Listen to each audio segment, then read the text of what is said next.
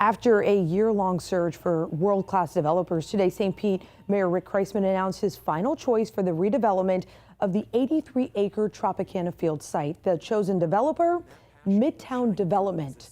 The proposal would include 30 blocks of new development featuring 1,000 green certified housing units, all low and moderate income.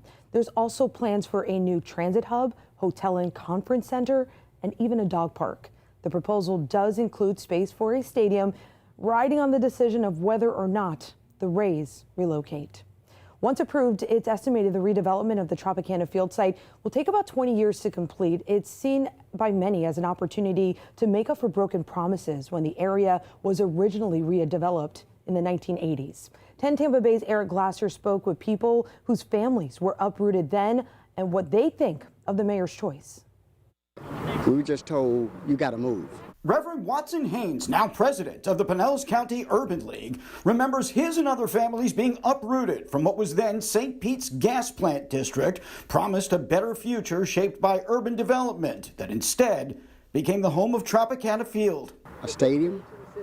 But what about the jobs and what about the other efforts that's supposed to happen for the people? For decades, many in St. Pete's African-American community have lived with resentment and disappointment.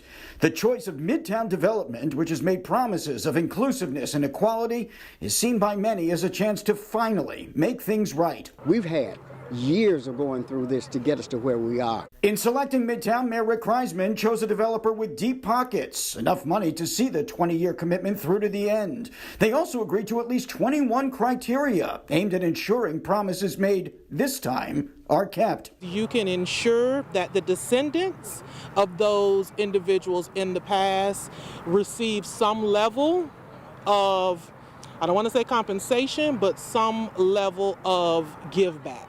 Mayor Rick Kreisman acknowledged he only has 35 days left in office and that the incoming mayor could go back to square one if he wanted to, but that he had reached out to and spoken with incoming Mayor Ken Welch and received assurances that wouldn't happen. And we cannot delay this project from moving forward any longer. This community has been asked to wait for a long time for those promises that were made and not kept, and I'm not about to make them wait any longer. What we're doing is making an effort to assure the community that some things that they had no hand in doing, that now they will have a hand in doing.